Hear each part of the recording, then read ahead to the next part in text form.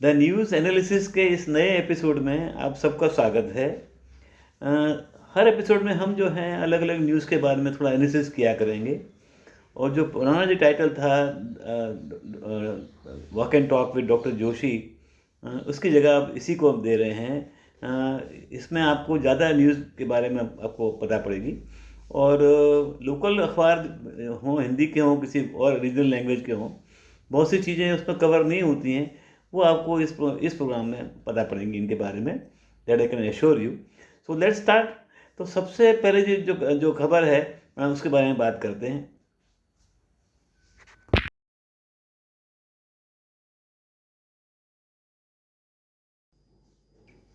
एक बड़ी अच्छी खबर है कि भारत के यूनिवर्सिटी ग्रांट कमीशन ने जो है अब जाकर बाहर की जो यूएस की हों, बाहर की हों, यूनिवर्सिटीज़ जो हैं वो अपना कैंपस यहाँ सेट करना चाहती हैं, उनको मंजूरी दी है। और 10 साल के लिए उनको मंजूरी मिलेगी। और इंडिया के करीब 4.5 लाख स्टूडेंट जो हैं वो बाहर पढ़ने जा रहे हैं। और उनका जो खर्चा आता है वो काफ़ी अच्छा खासा आता है।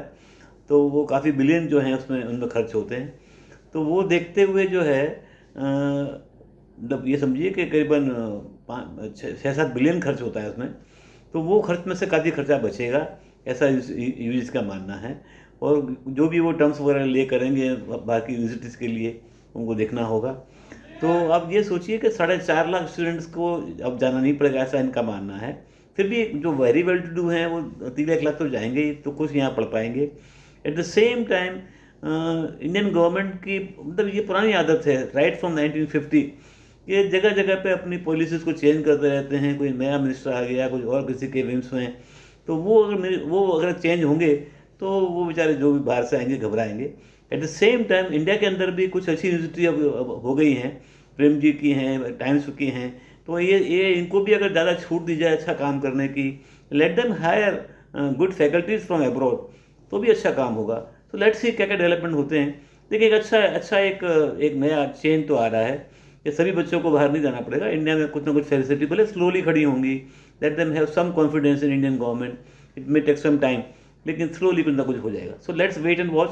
सो it's a good news that some foreign universities will be coming to India. Let's see, let wait and watch.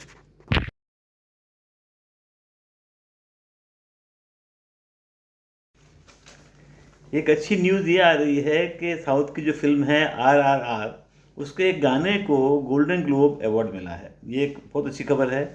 आप लोग ये सब सुनते रहे होंगे कि आजकल साउथ इंडियन फिल्में जो हैं बॉलीवुड को अच्छी खासी टक्कर दे रही हैं। अब देखिए, गोल्डन ग्लोब अवार्ड भी जो है एक साउथ इंडियन फिल्म के गाने को मिला है। तो ये the whole India should be proud of it and everybody is feeling that way. इससे पहले एक वो जो मिलियनर फिल्म जो थी, उसमें एक एक गाने को ऑस्कर मिला था आज से कुछ साल पहले। उसके बाद ये एक बहुत बड़ी खबर है। So let's hope India pockets so many awards in future. Let's wish all the best to the producer and those actors. चलिए आगे बढ़ते हैं।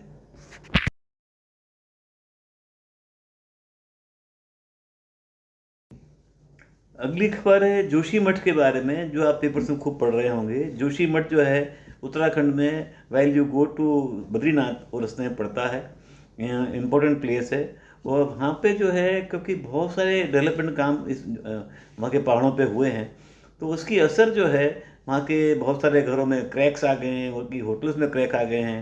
मतलब काफ़ी हद तक बहुत सी बिल्डिंगें जो हैं they are now dangerous to live. और उत्तराखंड गवर्नमेंट जो है एक्शन ले रही है और काफ़ी घर खाली करवा रही है, उनको रेज कर रही है। और लेकिन जो कुछ भी हो रहा है, ये काफ़ी बहुत सालों पहले भी रिपोर्ट दी गई थी कि वहाँ इस तरह का डेवलपमेंट ना हो। कुछ टनल्स वगैरह बनी हैं, कुछ डैम बन रहे हैं, कुछ पावर प्लांट बन रहे हैं। तो उन सब का ये असर देखने को मिल रहा है। और भी जगहों पे कुछ ना कुछ थोड़ा बहुत असर देखने को मिल रहा है। So let's wait, let's wish कि ये सब अच्छी तरह से पूरा हो जाए। और आगे जाके इंडियन गवर्नमेंट को काफ़ी समझ के चलना पड़ेगा वहाँ डेवलपमेंट करने में। जो कुछ भी हो रहा है, लेट्स होप कि वहाँ की जो लोकल पब्लिक है उनको पूरा कंपनसेशन मिले और उनकी लाइफ जो है बहुत ख़राब ना हो। Let's hope for better. चलिए,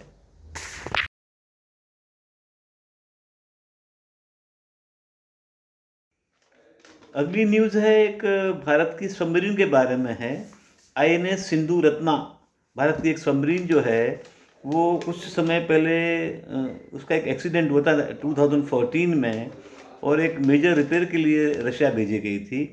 अब जो है उसको वापस यहाँ इंडिया में लाने में तकलीफ़ें हो रही हैं, क्योंकि रशिया और यूक्रेन की जो वॉर चल रही है, तो काफ़ी कुछ वेस्टर्न कंट्रीज़ में मतलब सैंक्शंस लगा रखे हैं। तो उसको उसको लाने में अब उसका रूट चेंज करना पड़ेगा। वो ठीक तो हो गई है, उसका रूट जो है अब शायद इनको जो है नॉर्वे के थ्रू उनको इंडियन गवर्नमेंट को उनको लाना पड़ेगा, तो थोड़ी ट्रांसपोर्टेशन कॉस्ट बढ़ जाएगी। पर दिस इज़ थोड़ा सा इंडिया को भुगतना पड़ेगा कहीं ना कहीं, तो थोड़ा ऐसा होता ही है। इतनी बड़ी वॉर चल रही है वहाँ पे यूक्रेन के साथ उनकी, तो this is because of sanctions the submarine after repairs will be rooted through Norway. ठीक, चलिए आगे बढ़ते हैं।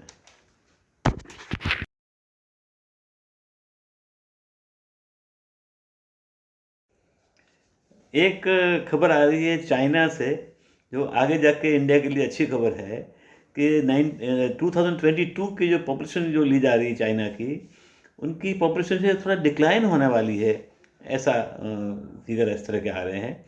उनकी जो डेथ के फिगर जो आए हैं चाइना में, वो करीब 1 करोड़ थे, लेकिन जो बच्चे पैदा हुए हैं पिछले 2021 में वो कम हुए हैं। तो overall there is going to be slight decline in Chinese population. ये ऐसा ख्याल तो था लोगों को, लेकिन ये थोड़ा जल्दी हो गया है। वैसे फोरकास्ट तो ये था कि इट मे हैपन इन 2025 और 2030, but this is happening earlier. India के लिए जो है ये गुड न्यूज़ इस तरह है कि आगे जाके डेमोक्रेटिक डिविडेंड जिसको बोलते हैं, अच्छी बस्ती, अगर बस्ती बढ़ रही है तो वो यूज़फुल होगी, क्योंकि जीडीपी बढ़ाने में अच्छी बस्ती, ज़्यादा बस्ती काम ही आती है। लेकिन मैटर ऑफ कंसर्न ये है कि इंडिया की बस्ती बढ़ रही है, लेकिन पोवर्टी भी कम नहीं हो रही है। और जो बच्चे पैदा हो रहे हैं उनके अगर परवरिश बराबर नहीं हो पाती है, उनकी पढ़ाई अच्छी नहीं है, तो they are more a curse than than asset. तो इंडिया को ये सब देखना पड़ेगा। और चाइना जो है अब आगे जाके डिक्लाइन ही होता रहेगा, ऐसा सबका मानना है। चाइनीज़ गवर्नमेंट जो है उनको कुछ लमसम पेमेंट भी कर रही है, जो बच्चे पैदा करते हैं उनको आगे भी हर साल कुछ पैसे देंगे। Still it is not working, there are more deaths than the births in China now. So let's hope India is able to catch this thing in future. चलिए आगे बढ़ते हैं।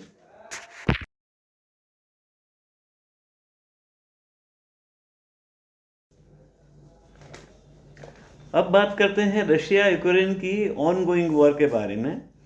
तो दोनों की एक इंटरेस्टिंग ये बात है आपको जानने के लिए कि दोनों की जो जो पॉपुलेशन है वो फॉलो करती है ऑर्थोडॉक्स चर्च जो होता है क्रिश्चियंस का, उसको फॉलो करती है। और उनका जो क्रिसमस है वो नॉर्मल क्रिसमस से थोड़ा लेट होता है। तो वो बनने वाला था 7 जनवरी, जो बन पूरा हो भी गया।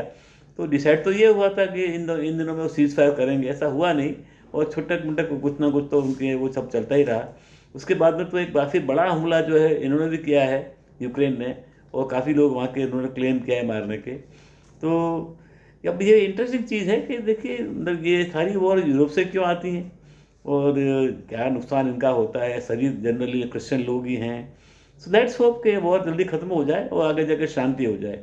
ये जो हो रहा है वो अच्छा नहीं हो रहा है। दोनों की मतलब जैसे मतलब आप ये सोचिए कि काफ़ी हद तक कल्चर दोनों कंट्री का एक सही है, और एक ही उसको चर्च को दोनों मानते हैं, और फिर भी ये जो कुछ भी हुआ है, this is really very unfortunate and things must improve now. चलिए आगे बढ़ते हैं।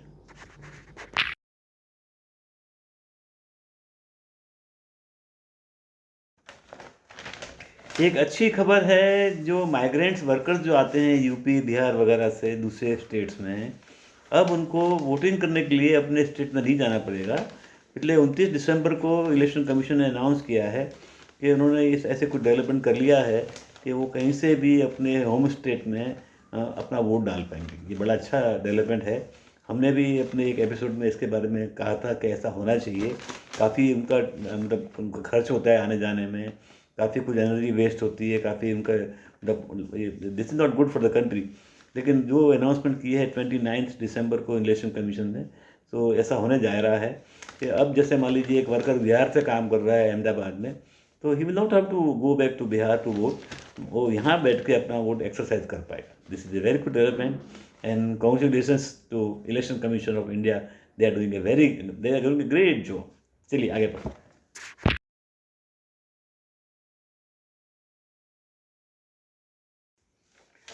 अगली खबर ब्राज़ील से है।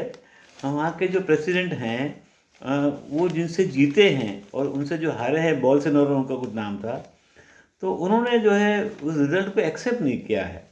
और जैसा कि ट्रंप के सपोर्टर्स ने वहाँ किया था यूएस में कैपिटल में प्रोटेस्ट करने के लिए, कुछ इसी टाइप का उन्होंने जो है they storm the president house in Brazil. ये एक अच्छा डेवलपमेंट नहीं है, मतलब they are against the democracy. Democracy में ऐसा नहीं होता है। ऐसे में हमको बड़ा खुश होना चाहिए कि 75 ईयर्स हमारी डेमोक्रेसी को हो गए हैं। ऐसा कुछ आज तक नहीं हुआ कि हमारी मतलब किसी कोई इलेक्शन एक्सेप्ट नहीं हो गया, नहीं किया गया हो। और मतलब it's a thriving democracy and very vibrant democracy, we should be proud of our democracy. तो ब्राज़ील में जो कुछ हो रहा है, भगवान करे सब ठीक हो जाए, क्योंकि डेमोक्रेसी कंट्री में बनी रहनी चाहिए। और ये जो हो रहा है ब्राज़ील में, it is anti democracy. But let's be proud of our democracy night. चलिए आगे बढ़ते हैं।